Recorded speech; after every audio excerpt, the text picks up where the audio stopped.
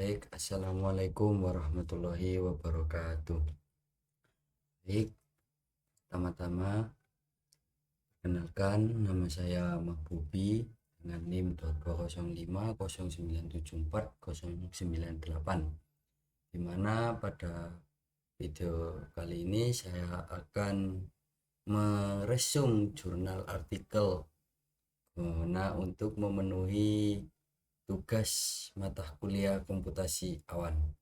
Baik, langsung saja marilah kita resume artikel yang pertama, yakni dengan judul Managing Cloud Native Application Using vSphere with Tanzu and Tanzu Kubernetes Grid, atau bisa disebut mengelola aplikasi cloud native menggunakan vSphere dengan Tanzu dan Tanzu Kubernetes Grid, yang mana volume dan halamannya yakni International Journal of Computer Application dengan volume 112 nomor 10 halaman 975 sampai 8887.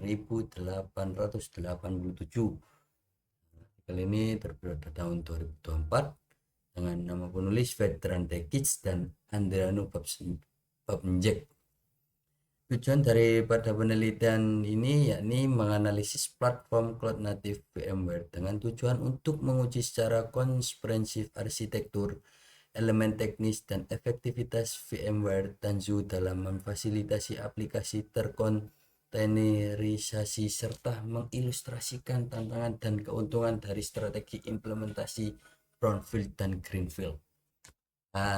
Hasil penelitiannya yakni menganalisis platform cloud native VMware dengan tujuan untuk menguji secara komprehensif arsitektur, elemen teknis, dan efektivitas VMware Tanzu dalam memfasilitasi aplikasi terkontainerisasi serta mengilustrasikan tantangan dan keuntungan dari strategi implementasi brownfield and greenfield.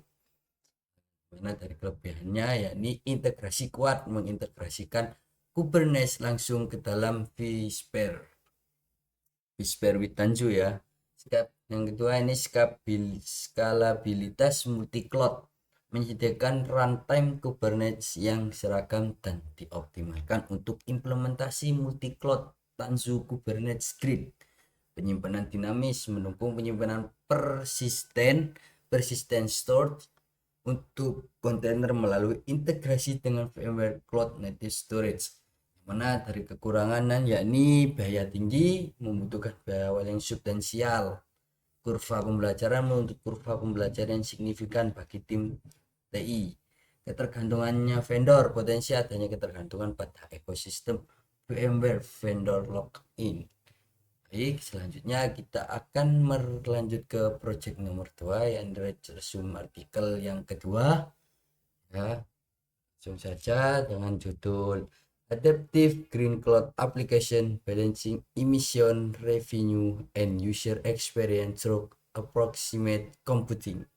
Aplikasi cloud hijau adaptif menyeimbangkan emisi, pendapatan, dan pengalaman penggunaan melalui approximate computing.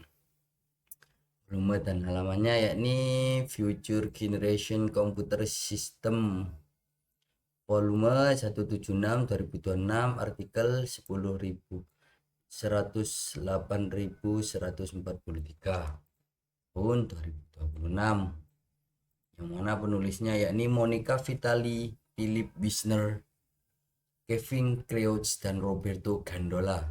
Tujuan penelitian yang mana yakni menyajikan pendekatan manajemen aplikasi yang sadar karbon yang memanfaatkan teknik approximate computing untuk menyeimbangkan keberlanjutan, pendapatan, dan pengalaman penggunaan quality of experience atau QA. Tujuannya adalah untuk mengoptimalkan konfigurasi dan pengskalaan komponen perangkat lunak secara dinamis dalam batas anggaran karbon yang telah ditemukan.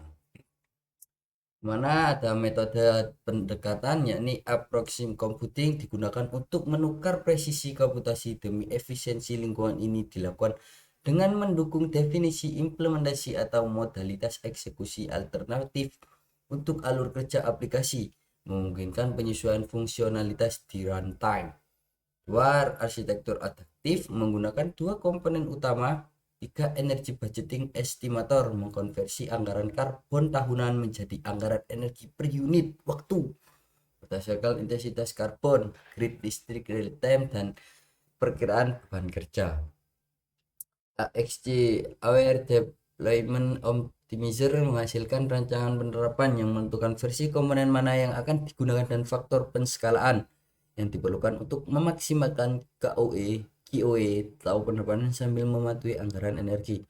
Validasi dilakukan melalui simulasi membandingkan pendekatan yang diusulkan Optimus Selection Carbon Aware atau OSCA dengan 3 baseline alternatif.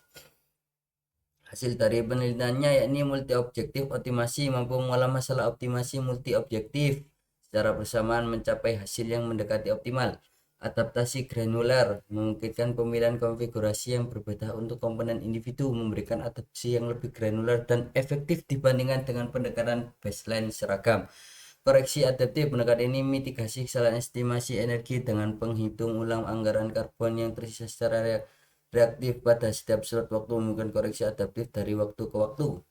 Mana kekurangannya yakni lingkungan terpusat. Evolusi saat ini terbatas pada aplikasi yang cukup kompleks dan pengaturan cloud terpusat belum diperluas ke lingkungan terdistribusi skala besar. Metrik disederhanakan.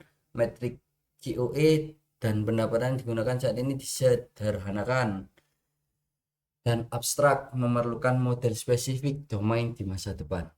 Basis simulasi evaluasi didasarkan pada simulasi dan tidak menangkap ketidakpastian serta kendala sistem cloud nyata secara langsung. Di mana ada kesimpulan daripada artikel ini yakni menyajikan metodologi baru untuk merancang dan mengelola aplikasi cloud berorientasi layanan dan berumur panjang di bawah batasan anggaran karbon. Pendekatan ini berhasil menyeimbangkan tujuan keberlanjutan dengan optimasi KOE dan pendapatan melalui arsitektur adaptif yang menyesuaikan rencana penerapan secara dinamis berdasarkan beban kerja dan intensitas karbon. Algoritma OSCA terbukti efektif dalam development aplikasi cloud berbasis carbon aware, mampu memaksimalkan KOE dan revenue tanpa melanggar carbon budget. Pendekatan ini menjadi solusi penting menuju green cloud computing yang berkelanjutan. Terima kasih. Berikut video dari saya tentang pembahasan dua artikel yang mana membahas tentang komputasi awan. Semoga pada pembuatan video ini, pembahasan saya ini dapat bermanfaat bagi kita semuanya. Terima kasih. Mohon maaf apabila ada kesalahan tutur kata kurang berkenan. Saya mohon maaf. Terima kasih. Assalamualaikum warahmatullahi wabarakatuh.